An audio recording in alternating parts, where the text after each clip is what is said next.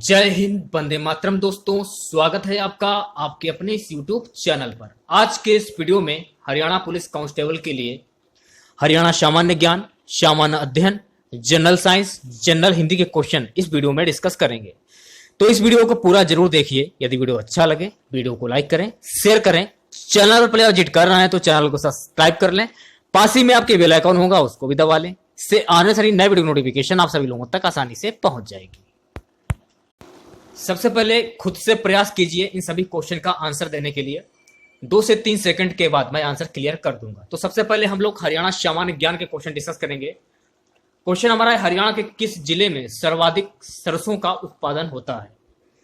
हरियाणा राज्य के महेंद्रगढ़ जिले में सर्वाधिक सरसों का उत्पादन होता है। तो सी वाला जो ऑप्शन है आपका बिल्कुल करेक्ट हो जाएगा। दूसरा क्वेश्चन देखिए, हरियाणा राज्य में भिवानी टेक्सटाइल मिल की स्थापना कब हुई थी? वर्ष 1937 में भिवानी टेक्सटाइल मिल की स्थापना की गई थी। ए वाला जो ऑप्शन है आपका बिल्कुल करेक्ट हो जाएगा। नेक्स्ट क्वेश्चन देखिए, हरियाणा के किस जिले में नाहर सिंह स्टेडियम मयूर स्थित है? हरियाणा के फरीदाबाद जिले में नाहर सिंह स्टेडियम मयूर स्थित है। तो बी वाला जो ऑप्शन है आपका बिल्कुल करेक्ट हो जाएगा। अगला क्वेश्चन, हरियाणा में पहली बार राष्ट्रपति शासन कब लगाया गया था? हरियाणा राज्य में पहली बार राष्ट्रपति शासन वर्ष 1967 में लगाया गया था। तो बी वाला जो ऑप्शन है आपका बिल्कुल करेक्ट हो जाएगा। स्वतंत्रता सेनानी लाला लाजपत राय ने हरियाणा राज्य के किस स्थान को अपना राजनीतिक और सामाजिक कार्यक्षेत्र बनाया था? लाला लाजपत राय ने हिसार को अपना राजनीतिक एवं सामाजिक कार्यक्षेत्र बनाया था। ए वाला जो ऑप्शन है आपका बिल्कुल करेक्ट हो जाएगा। महाभारत की रचना महर्षि वेदव्यास द्वारा हरियाणा के किस नगर में की गई थी? महाभारत महाकाव्य की रचना महर्षि वेदव्यास ने कुरुक्षेत्र में की थी। तो बी वाला जो ऑप्शन है आपका बिल्कुल करेक्ट हो जाएगा। अगले क्वेश्चन की बात करते हैं, स्मार्ट सिटी योजना के अंतर्गत हरियाणा के कौन से नगर शामिल किए गए हैं? हरियाणा में स्मार्ट सिटी योजना के अंतर्गत दिए गए विकल्पों में करनाल एवं फरीदाबाद को शामिल किया गया है। तो ए वाला जो ऑप्शन है आपका बिल्कुल करेक्ट हो जाएगा। अगला क्वेश्चन देखिए, पंचायत चुनाव में भाग लेने के लिए महिलाओं और अनुसूचित जाति के प्रत्याशी के लिए न्यूनतम शैक्षणिक योग्यता का क्या निर्धारित है? पंचायती चुनाव में भाग लेने हेतु महिलाओं एवं अनुसूचित जाति के प्रत्याशी हेतु न्यूनतम शैक्षणिक योग्यता 8वीं कक्षा निर्धारित की गई है। तो सी वाला जो ऑप्शन है आपका बिल्कुल करेक्ट हो जाएगा। नेक्स्ट क्वेश्चन की बात करते हैं, किस राज्य में पंचायत चुनाव में प्रत्याशी के लिए घर में शौचालय अनिवार्य किया गया है? हरियाणा राज्य में पंचायती चुनाव लड़ने वाले प्रत्याशी के घर में शौचालय निर्माण अनिवार्य किया गया। तो बी वाला जो ऑप्शन है आपका बिल्कुल करेक्ट हो जाएगा। अगला क्वेश्चन है, हरियाणा में बेटी बचाओ बेटी पढ़ाओ कार्यक्रम का ब्रांड एम्बेसडर किसे नियुक्त किया गया है? हाल ही में सिविल सेवा परीक्षा 2017 में द्वितीय स्थान प्राप्त करने वाली अनु कुमारी को हरियाणा में बेटी बचाओ बेटी पढ़ाओ अभियान का ब्रांड एम्बेसडर बनाया गया है। तो ए वाला जो ऑप्शन है आपका बिल्कुल करेक्ट हो जाएगा। अगला क्वेश्चन देखिए, हरियाणा सरकार द्वारा ओलंपिक में स्वर्ण, रजत और कांस्य पदक विजेता को कितनी राशि देने की घोषणा की गई है? हरियाणा सरकार ने ओलंपिक में स्वर्ण, रजत एवं कांस्य पदक विजेताओं को क्रमशः 6 करोड़, 4 करोड़ तथा 2.5 करोड़ की राशि देने का निर्णय लिया है। तो ए वाला जो ऑप्शन है आपका बिल्कुल करेक्ट हो जाएगा। अगला क्वेश्चन देखिए, गौ संरक्षण और गौ संवर्धन कानून हाल ही में किस राज्य द्वारा पारित किया गया है? हरियाणा राज्य में गौ संरक्षण एवं गौ संवर्धन कानून पारित किया गया है। ए वाला जो ऑप्शन है आपका बिल्कुल करेक्ट हो जाएगा, हरियाणा। अगला क्वेश्चन, हरियाणा में सामाजिक सुरक्षा योजनाओं की राशि बैंक खातों में जमा करवाने के लिए योजना को क्या नाम दिया गया है? हरियाणा राज्य में थारी पेंशन थारे पास योजना के अंतर्गत सामाजिक सुरक्षा योजनाओं की राशि बैंक खातों में जमा करने हेतु प्रारंभ की गई। तो बी वाला जो ऑप्शन है आपका बिल्कुल करेक्ट हो जाएगा। हरियाणा का कितना क्षेत्रफल एनसीआर के अंतर्गत आता है? हरियाणा राज्य का कुल 57% क्षेत्रफल एनसीआर क्षेत्र में आता है। तो बी वाला जो ऑप्शन है आपका बिल्कुल करेक्ट हो जाएगा। चलिए बात करते हैं नेक्स्ट क्वेश्चन की, हरियाणा के कितने जिले एनसीआर के अंतर्गत आते हैं? हरियाणा राज्य के कुल 14 जिले एनसीआर राष्ट्रीय राजधानी क्षेत्र के अंतर्गत आते हैं। तो सी वाला जो ऑप्शन है आपका बिल्कुल करेक्ट हो जाएगा। अगला क्वेश्चन, हरियाणा का कौन सा शहर मिलेनियम सिटी कहलाता है? हरियाणा का गुरुग्राम शहर मिलेनियम सिटी के नाम से प्रसिद्ध है। तो ए वाला जो ऑप्शन है आपका बिल्कुल करेक्ट हो जाएगा। अगला क्वेश्चन देखिए, हिंदुस्तान मशीन टूल्स HMT कहां पर था? पिंजौर पंचकूला में हिंदुस्तान मशीन टूल्स HMT की स्थापना की गई थी, ये आपको ध्यान में रखना है, ठीक है। तो बी वाला जो ऑप्शन है आपका बिल्कुल करेक्ट हो जाएगा। देश की पहली CNG ट्रेन कहां से चली थी? रेवाड़ी जिले से देश की प्रथम CNG ट्रेन चली थी। ये वाला जो ऑप्शन है आपका बिल्कुल करेक्ट हो जाएगा। चलिए बात करते हैं नेक्स्ट क्वेश्चन की, हरियाणा में पंच चुनाव लड़ने के लिए खर्च सीमा कितनी है? हरियाणा में पंच चुनाव लड़ने हेतु 10,000 की खर्च सीमा तय की गई है। तो सी वाला जो ऑप्शन है आपका बिल्कुल करेक्ट हो जाएगा। अगला क्वेश्चन, हीरो मोटोकॉर्प का कारखाना हरियाणा में कहां पर स्थित है? रेवाड़ी जिले में हीरो मोटकॉर्प का कारखाना स्थित है। तो ए वाला जो ऑप्शन है आपका बिल्कुल करेक्ट हो जाएगा। यहां से आपके समान अध्ययन के क्वेश्चन स्टार्ट हो जाते हैं। क्वेश्चन है, निम्नलिखित में से कौन सा भुगतान संतुलन के अंतर्गत एक खाता नहीं है? भुगतान संतुलन किसी देश तथा शेष दुनिया के बीच लेन देन का ब्यौरा होता है, यानी किसी समयावधि विशेष में अमुक्त देश ने बाकी दुनिया के साथ कितना लेन देन किया, इसका सार ही भुगतान संतुलन कहलाता है। यह अवधि आमतौर पर 1 साल की होती है। इसमें सौदों को 2 भेद पूंजी खाता तथा चालू खाता में रखा जाता है। प्रमुख अर्थशास्त्री PT एल्बर्ट के अनुसार भुगतान संतुलन किसी देश विदेश के नागरिकों तथा शेष विश्व के बीच हुए सारे लेन देन का विवरण है। आधिकारिक आरक्षित खाता भुगतान संतुलन के अंतर्गत एक खाता नहीं है। तो सी वाला जो ऑप्शन है आपका बिल्कुल करेक्ट हो जाएगा। अगला क्वेश्चन देखिए, भारत में राज्य के राज्यपाल की नियुक्ति कौन करता है? संविधान के अनुच्छेद 155 के अनुसार राज्यपाल की नियुक्ति राष्ट्रपति के द्वारा प्रत्यक्ष रूप से की जाती है, किंतु वास्तव में राज्यपाल की नियुक्ति राष्ट्रपति के द्वारा प्रधानमंत्री की सिफारिश पर की जाती है। राज्यपाल की नियुक्ति के संबंध में निम्न 2 प्रकार की प्रथाएं बनी हैं, ये आपको ध्यान रखना है। पहली प्रथा है, किसी व्यक्ति को उस राज्य का राज्यपाल नहीं नियुक्त किया जाएगा जिसका वह निवासी है। दूसरा है, राज्यपाल की नियुक्ति से पहले संबंधित राज्य के मुख्यमंत्री से विचार विमर्श किया जाएगा। यह प्रथा 1950 से 1967 तक अपनाई गई। तो इस क्वेश्चन से आप लोगों को इतनी जानकारी प्राप्त हो जाती है। डी वाला जो ऑप्शन है आपका बिल्कुल करेक्ट हो जाएगा। चलिए नेक्स्ट क्वेश्चन की बात करते हैं। उत्प्रेक्षणादेश या उत्प्रेक्षण से क्या अभिप्राय है? प्रमाणित करना या जानकारी देना। तो डी वाला जो ऑप्शन है आपका बिल्कुल करेक्ट हो जाएगा। चलिए बात करते हैं नेक्स्ट क्वेश्चन की। निम्नलिखित में से कौन सा मुगल शासक अशिक्षित था?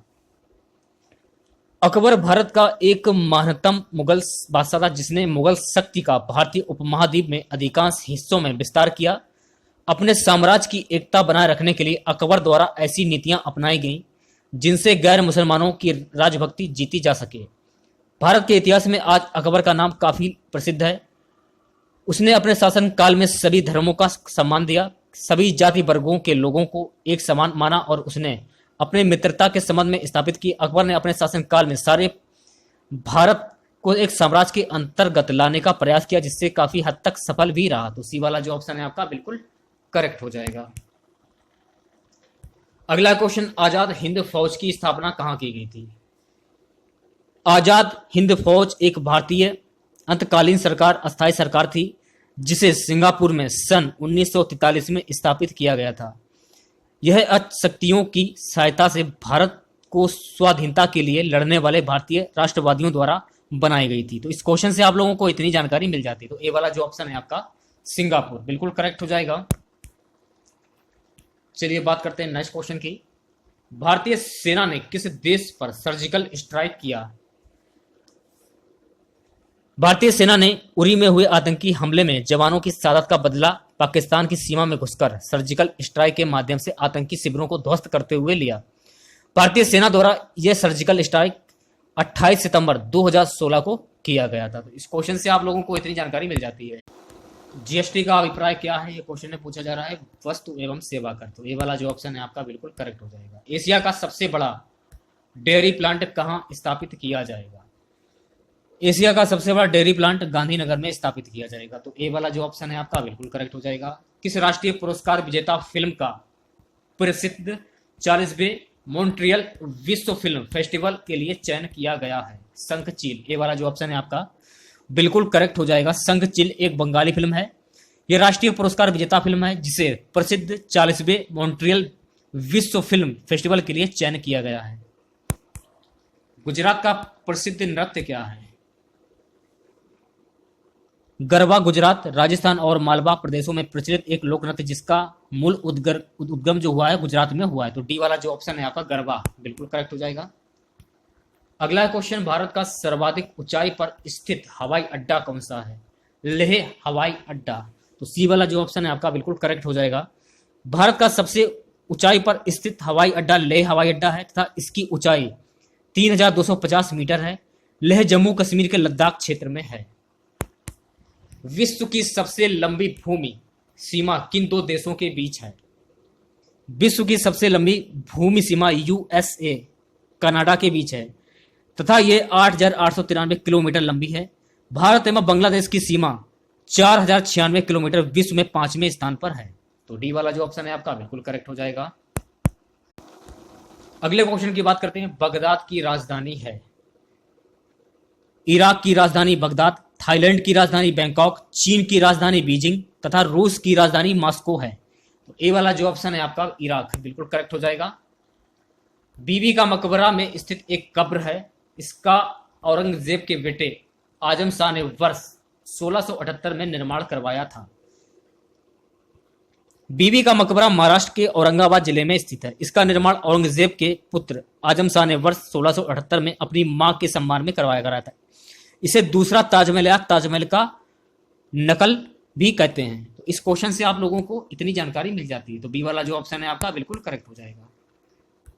कन्नौज की लड़ाई किस वर्ष में हुई थी? कन्नौज की लड़ाई 1540 में हुमायूं तथा शेरशाह सूरी के बीच लड़ी गई थी। इसे बिलग्राम का युद्ध भी कहते हैं। इस युद्ध के बाद हुमायूं को 15 वर्ष 1540 से 1555 तक अपना सिंहासन छोड़ना पड़ा। इस काल में शेरशाह सूरी ने भारत में शासन किया। तो सी वाला जो ऑप्शन है आपका बिल्कुल करेक्ट हो जाएगा। अगला क्वेश्चन, पैरालंपिक गेम्स में रजत पदक जीतने वाली प्रथम भारतीय महिला कौन है? दीपा मलिक एक विकलांग भारतीय खिलाड़ी हैं जिन्होंने 2016 में पैरालंपिक में शॉट पुट में रजत पदक जीतकर इतिहास रचा। यह पैरालंपिक गेम्स में रजत पदक जीतने वाली पहली भारतीय महिला है। तो ए वाला जो ऑप्शन है आपका बिल्कुल करेक्ट हो जाएगा। चलिए बात करते हैं नेक्स्ट क्वेश्चन की। भारतीय संविधान का अनुच्छेद 32 इस भाग द्वारा प्रदत्त अधिकारों के परिवर्तन के लिए उपचार किससे संबंधित है? भारतीय संविधान में भाग 3 तथा अनुच्छेद 12 से 36 का संबंध मौलिक अधिकारों से है। डॉक्टर अंबेडकर ने अनुच्छेद 32 को संविधान की हृदय तथा आत्मा कहा है। तो सी वाला जो ऑप्शन है आपका बिल्कुल करेक्ट हो जाएगा। चलिए बात करते हैं अगले क्वेश्चन की। बंगाल की शासकीय भाषा क्या है? त्रिपुरा की शासकीय भाषा बंगाली है। त्रिपुरा एकमात्र ऐसा राज्य है जो 3 ओर से बांग्लादेश से घिरा है। इसकी राजधानी अगरतला है।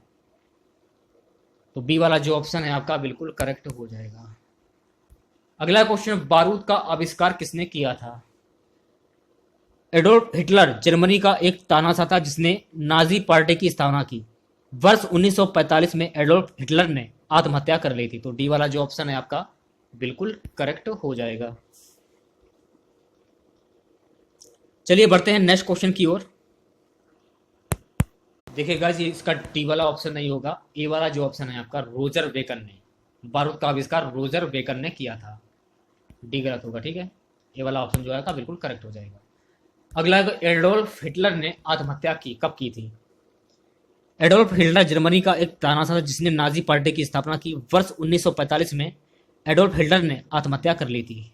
डी वाला जो ऑप्शन है आपका बिल्कुल करेक्ट हो जाएगा। हुमायूं 1530 से 1540 ईस्वी किस वंश का शासक था?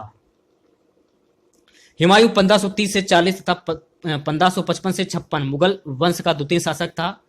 इसकी पत्नी हमीदा बानो बेगम तथा पुत्र अकबर था। इसका मकबरा दिल्ली में इसकी पत्नी ने बनवाया था। इसकी बहन गुलबदन बेगम ने ही हुमायूंनामा की रचना की थी। चलिए बात करते हैं नेक्स्ट क्वेश्चन की। एक अंग्रेजी दार्शनिक और चिकित्सक जॉन लॉक के अनुसार कौन सा एक प्राकृतिक अधिकार नहीं है? जॉन लॉक ब्रिटेन एक दार्शनिक थे तथा इनको फादर ऑफ लिबरलिज्म भी कहा जाता है। इनके अनुसार स्वतंत्रता, समानता एक संपत्ति तो प्राकृतिक अधिकार है किंतु मताधिकार नहीं। तो डी वाला जो ऑप्शन है आपका बिल्कुल करेक्ट हो जाएगा। यहाँ से आपके जनरल हिंदी के क्वेश्चन स्टार्ट हो जाते हैं। क्वेश्चन हमारा है, आपसे टेलीफोन पर मिलूंगा में कारक है, तो इसमें हो जाएगा करण कारक। रीजन क्या है, क्यों है करण कारक? निरूपित है, जिस साधन से अथवा जिसके द्वारा क्रिया पूरी की जाती है करण कारक कहलाता है। इसका विभक्त चिन्ह से है। तो इतनी चीजें आपको ध्यान रखनी है, ठीक है। अगला क्वेश्चन देखिए, निम्नलिखित में से कौन सा विकल्प भविष्य काल का घोतक है? क्रिया के जिस रूप से कार्य के करने या होने के समय का ज्ञान होता है उसे काल कहते हैं। उपयुक्त वाक्य में भविष्य तक काल निरूपित हो रहा है, यहां समानता भविष्यत काल है। तो ए वाला जो ऑप्शन है आपका बिल्कुल करेक्ट हो जाएगा। अगला क्वेश्चन, निम्नलिखित शब्दों के चार चार अर्थ दिए गए हैं, आपको सटीक समानार्थक शब्द का चयन करना है। अभिज्ञ,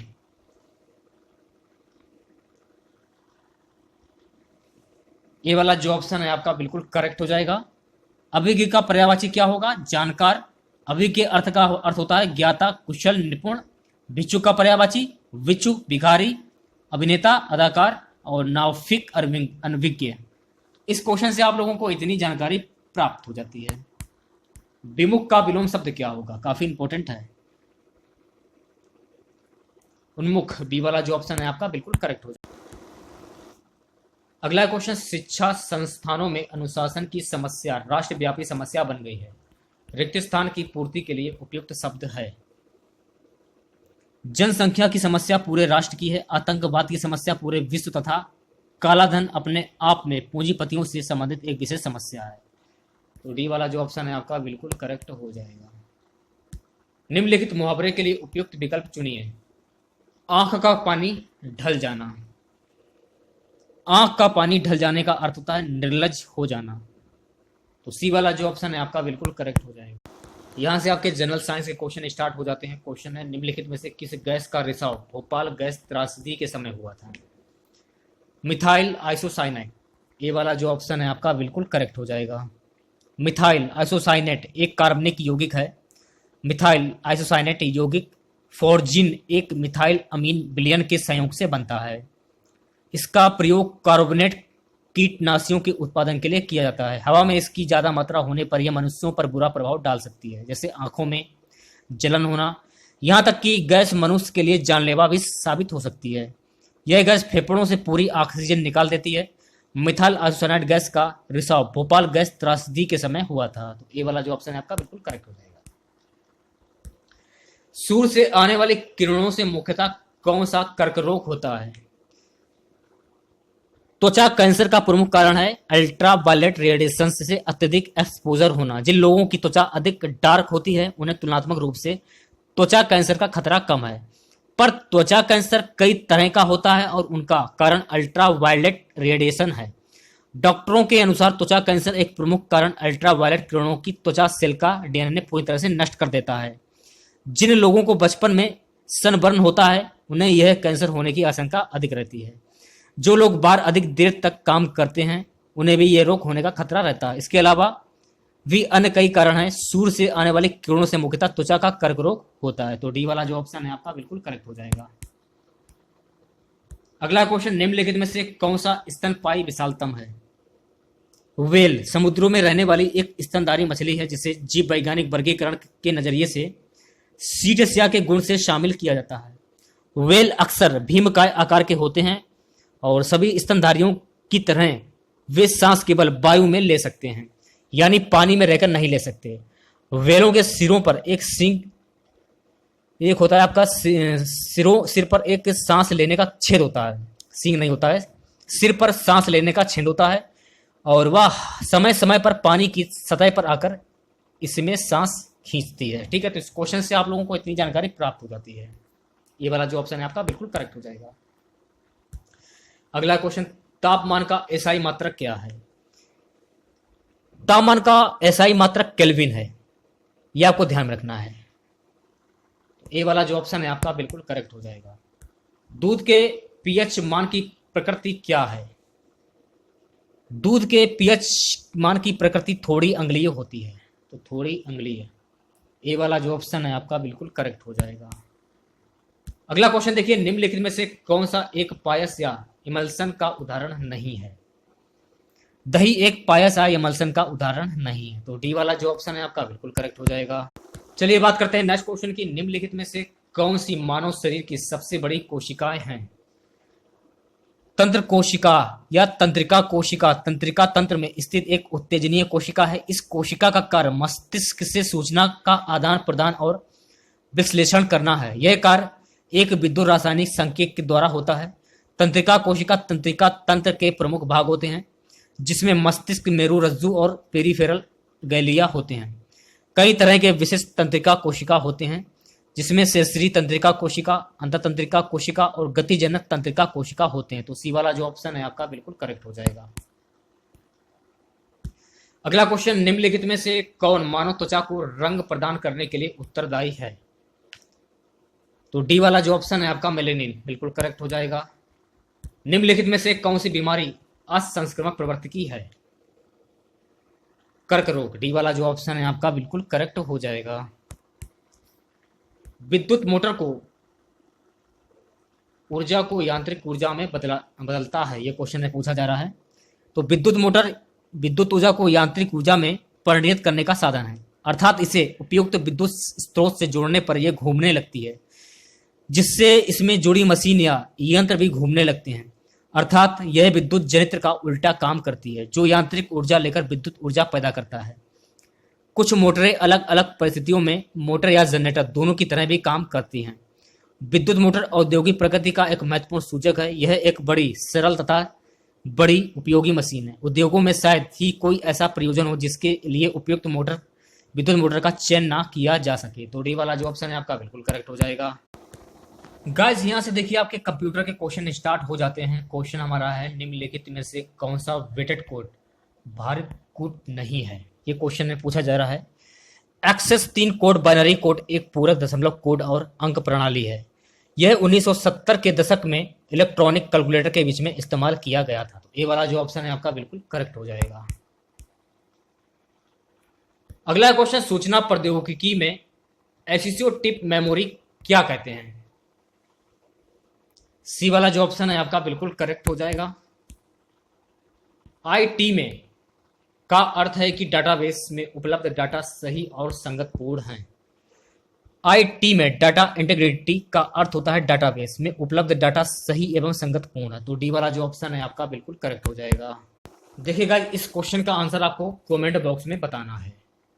क्वेश्चन क्या है ये देख लीजिए। WIMAX का क्या अभिप्राय है, इसकी फुल फॉर्म क्या होगी, आपको कमेंट बॉक्स में बताना है। निम्नलिखित में से कौन ऑपरेटिंग सिस्टम नहीं है? ओपेरा ऑपरेटिंग सिस्टम नहीं है, से सभी ऑपरेटिंग तंत्र हैं। तो डी वाला जो ऑप्शन है आपका बिल्कुल करेक्ट हो।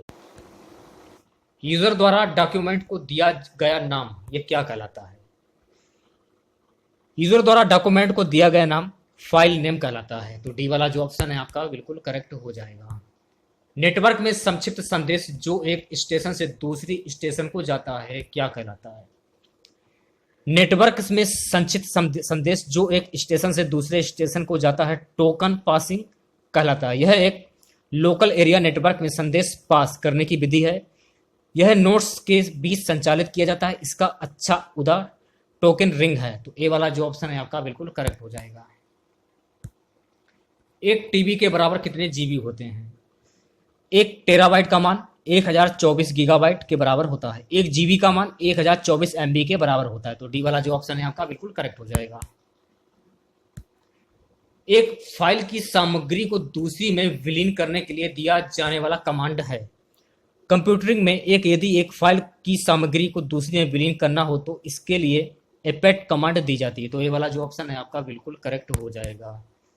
आज का हमारा सबसे लास्ट क्वेश्चन है, कंप्यूटर की मेमोरी एरिथमेटिक लॉजिक यूनिट और इनपुट आउटपुट डिवाइसेस को बताता है कि किसी कार्यक्रम के इंस्ट्रक्शन को कैसे प्रतिक्रिया देना है। सी वाला जो ऑप्शन है आपका कंट्रोल यूनिट बिल्कुल करेक्ट हो जाएगा।